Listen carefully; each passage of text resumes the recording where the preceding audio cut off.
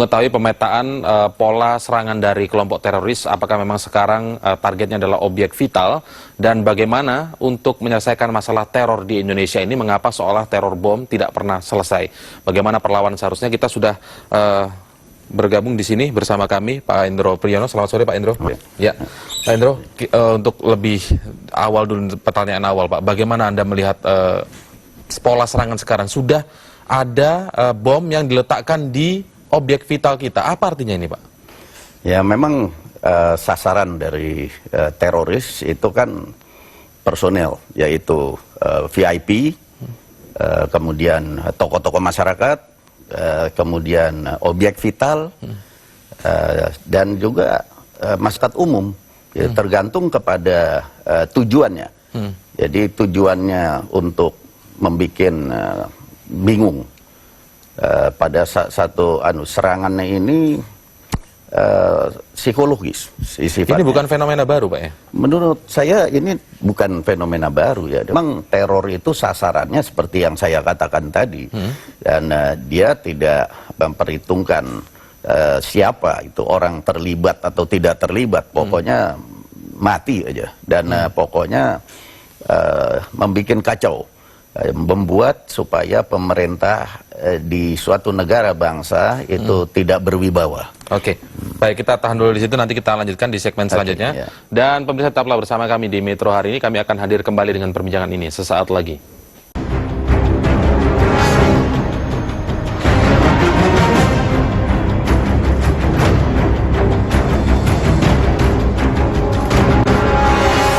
Bersama Pak Endro Priyono. Pak Endro, kalau misalnya Bapak melihat apa yang Anda tangkap begitu, bom yang ditaruh di pipa gas, kira-kira target sasarannya ini apa sebenarnya, Pak? Apakah hanya akan menimbulkan efek yang lebih besar di dekat gereja misalnya, ataukah seperti apa, Pak? Ya, membuat masyarakat panik. Ya. Itu kan objek vital, gas. Paling tidak gas dimatikan, kan? Nah, sehingga nggak mengalir ke rumah-rumah, itu paling tidak. Dan kemudian kejadiannya persis pada saat Paskah, begini ya, sedang misa orang, kan panik orang jadinya ya. Saya kira pertama kali sih kita mesti mengucapkan terima kasih dan penghargaan kepada Den 88 ya, Densus 88 bisa membongkar ini sehingga bisa mencegah kejadian. Bayangkan kalau itu terjadi pada saat misa kudus, ya luar biasa ini dampaknya pada ketentraman masyarakat dan ketertiban. Dan saya kira ini akan terus bergulir, berlanjut dan semakin dimanfaatkan dengan banyak metode-metode lain. Ya, seperti sasarannya aja sekarang kan udah terjadi diversifikasi ya. Sasaran yang tadinya ngebom tanpa batas, artinya siapa saja, kemudian mulai perorangan, sasaran dengan bom buku, dan kemudian sekarang objek-objek vital. Dan saya kira kita mesti bisa menduga sendiri, sudah ini apa ini kira-kira. Jadi kita mesti hati-hati sama air. Kita harus hati-hati listrik. Air bukan air di bom, air pun bisa diracun.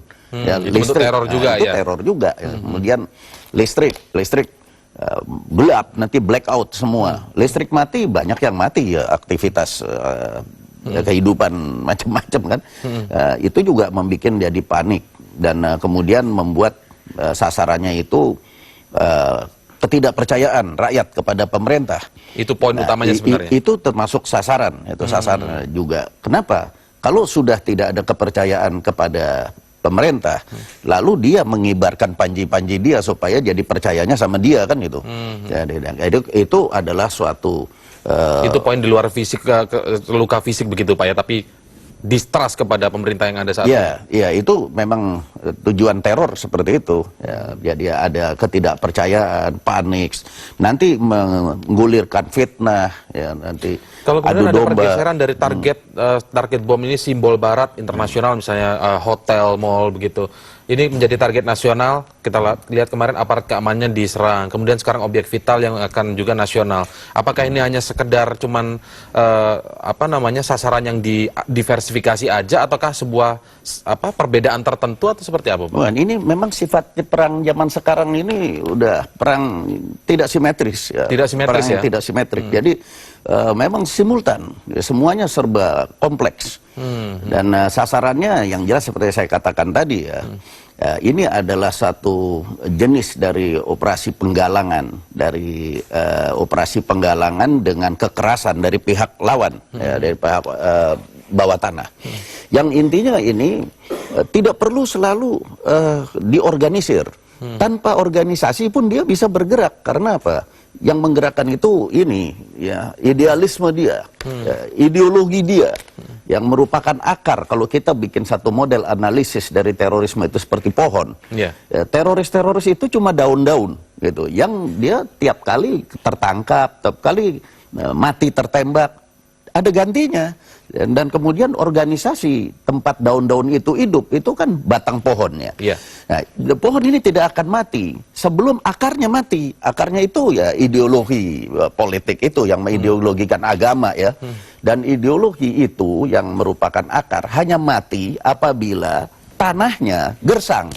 Tanahnya ini adalah masyarakat fundamentalis, masyarakat yang radikal, yang ekstremis ini. Dan itu saya bagaimana caranya kemudian untuk melawan itu, Pak? Ya, ini saya pikir pemerintah sudah menghimbau ya dengan cara mengeluarkan warning ya, siaga satu. Siaga satu itu kan berlakunya buat pemerintah dong. Pemerintah yang aparatnya disuruh siaga satu, rakyat kan disuruh waspada.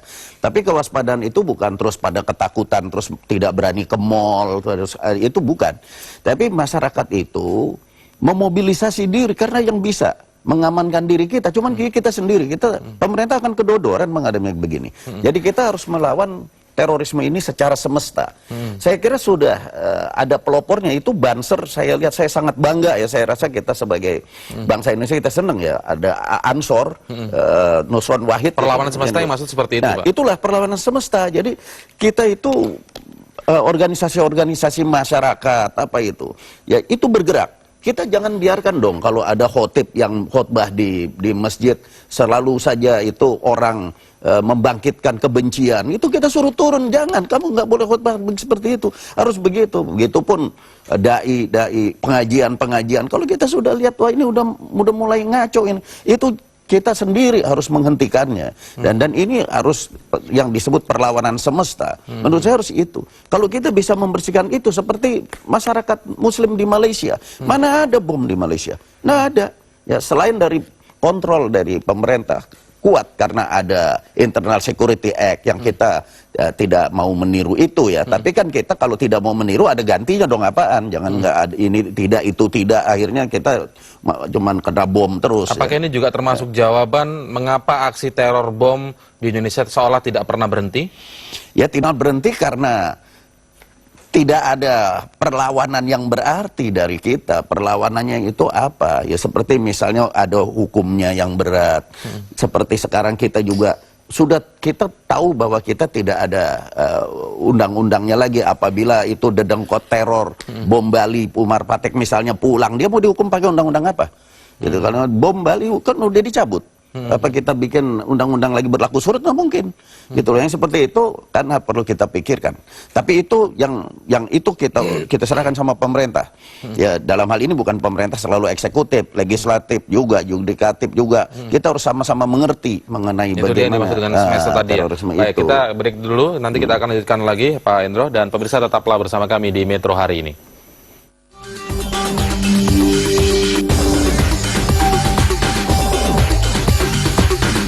Dan disebutkan mulai banyak dari kalangan sarjana, terutama pelaku yang ditangkap kemarin, Pak ya. Beberapa di antaranya dari kalangan sarjana. Adakah memang ini sebuah strategi khusus atau jaringan baru khusus yang dibentuk lagi atau bagaimana, Pak? Rekrutmen itu tidak mengenal apakah dia sarjana atau bukan, ya, pendidikan tinggi atau rendah, apakah masyarakat kaya atau miskin. Yang jelas bahwa kalau orang susah, orang frustrasi itu lebih mudah untuk dia approach. Tapi bukan berarti bahwa orang-orang yang kaya, orang-orang yang berpendidikan itu tidak bisa dia approach. Itu tetap juga jadi saran. Dan juga rekrutmen itu saya amati itu bisa juga dilakukan apa yang disebut self recruitment. Jadi dia merekrut dirinya sendiri, tidak usah ada yang seperti itu, Pak ya. Ini kalau saya lihat begitu ya. Self recruitment. Jadi dia itu para teroris ini ada ya yang terpanggil terpanggil hatinya untuk menjadi teroris karena terpengaruh oleh propaganda agitasi yang saya katakan tadi itu, diberikan dalam berbagai ceramah-ceramah di ceramah-ceramah, di khotbah-khotbah yang menyesatkan. Di situ itu dia teragitasi, dia terstimulir, terangsang sendiri, sehingga dia merekrut diri sendiri. Dia lihat di internet bagaimana ngebom dan seperti itu ya. Jadi itu membangkitkan suatu kebencian sehingga mereka mulai apa yang disebut itu serangan teror yang bersifat semesta. Karena itu jawabannya saya minta juga dan saya harapkan mudah-mudahan juga semesta dari kita gitu. Ini sudah dipelopori, tadi saya sudah sebut dari Ansor, Banser, Pemuda Muhammadiyah harus bersatu lah, semuanya bersatu ya, dengan dari organisasi terutama pemuda yang lain. Kita bergerak, jangan menyandarkan diri keamanan kita kepada pemerintah saja. Sudah cukup kita lihat. Sekarang administrasi sedang diurus, soal undang-undang sedang dibicarakan udah. Tapi ini bom datang terus. Kita harus segera bangkit. Dan saya bilang kebangkitan ini untuk menolong diri kita sendiri gitu. Jadi kita melihatlah bahwa ini di tetangga kita kok ada yang selalu apatis, nggak pernah kumpul, dan kemudian kusak-kusuk kerjanya mojok, apa itu? Itu kan kita lihat dong, kita lihat, jangan kita biarkan aja orang seperti ini. Akhirnya setelah digerebek oleh Densus 88 baru tahu, oh ternyata dia teroris. Memang RT orang-orang sekitar itu bilang memang dia nggak pernah bergaul, dan tadinya nggak pernah bergaul, kenapa nggak ditarik keluar untuk bergaul gitu? Ya, dan ini rasanya kita harus sadar semua kita, kalau tidak kita hanya jadi bulan-bulanan teroris saja. Iya, Pak, artinya memang tahap yang lebih bahaya yang artinya tadi yang self recruitment tadi justru ya. Oh ya, apalagi mempelajari rakit bom, tidak perlu lagi face to face dengan kelompok. Misalnya dulu Nurdin disebut-sebut sebagai mentor untuk merakit bom, Dr. Ashari juga sebagai mentor untuk merakit bom dan punya generasinya begitu. Tapi sekarang tidak perlu sampai kayak face to face begitu. Ini kemajuan teknologi, ini penumpang gelapnya kan terorisme. Penumpang gelap dari kemajuan teknologi ini ya teror gitu. Ya tinggal buka internet, ada pelajaran segala macam di situ kok. Nggak perlu ada guru lagi. Ya. Jadi untuk hal-hal yang sifatnya destruktif itu terlalu banyak itu, terlalu bebas di masyarakat luas. Itu memang zamannya seperti itu. Maka itu perang juga berubah dari perang simetris jadi perang yang tidak simetris sekarang. Ya terorisme. Walaupun tujuannya satu. Tujuan dari yang dilakukan oleh, walaupun dengan berbagai strategi, tujuannya satu oleh pelaku teror ini? Ya teror itu, ini kan sebetulnya perebutan legitimasi. Ya, yang diperebutkan kan itu. Legitimasi bukan saja hanya moral, tetapi juga legitimasi terhadap suatu kebutuhan yang paling primat ya, seperti misalnya kebutuhan akan keamanan. Itu sangat mutlak oleh manusia. Dan siapa yang bisa memberikan perlindungan pada keamanan kepada kita? Itu orang akan tunduk kepada dia. Ya lihat saja misalnya ada yang belum lama ini satu nightclub ya yang diacak-acak.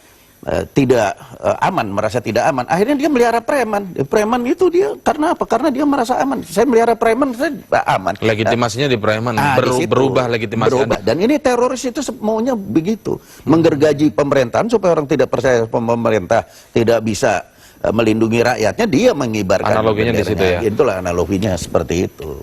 Baik, Pak. Kemudian kalau yang Anda analogikan tadi seperti ibarat pohon, kemudian akarnya ini adalah ideologi, kemudian fundamentalisme itu adalah tanah yang seharusnya bisa digersangkan oleh masyarakat melalui perlawanan semesta tadi. Yang dilakukan oleh pemerintah sekarang ini dari segi aparat keamanannya, apa yang dilakukan untuk memberantas terorisme ini? Apakah hanya memetik buahnya saja dari pohon itu atau bagaimana, Pak? Ya, itu tentu pertama ya kita harus menunjukkan kepada masyarakat, karena itu apa yang sudah dilakukan oleh Densus 88 ini harus diapresiasi ya. Soal pencegahan dan penangkalan, saya kira dengan tertangkap itu terus diusut sampai bisa membongkar bom 100 kilo lebih yang mau meledakkan pipa, itu kan udah pencegahan, udah pencegahan. Tetapi kan masih ada yang lebih jauh yang bisa dilakukan, yaitu misalnya organisasi yang terorganisasi. Tidak semua terorganisasi, ada yang dalam bentukan yang begitu longgar ya. Itu ada orang-orang tertentu di situ yang kita lihat bisa dimanfaatkan, itu kan bisa diambil oleh intelijen. Itu diambil untuk kemudian digunakan, bukan untuk dihukum. Jadi jangan sibuk bikin undang-undang intelijen itu akan dihukum.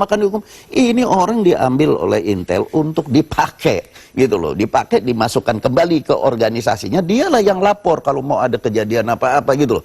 Maka bisalah diambil langkah pencegahan. Tanpa itu bagaimana lagi caranya? Apa kita harus ke dukun kan ya? Ya, Gitu. baik Pak. Kalau kemudian sebelumnya ada target bom itu acak begitu ya dari simbolisme Barat saja. Kemudian sekarang mulai masuk ke yang detail objek vital, menyerang aparat keamanan kita. Ini sebenarnya apakah sebuah kemajuan dari strategi terorisme ataukah seperti apa Pak? Enggak, itu dari motivasi ideologis. Karena begini, kenapa mesti Polres?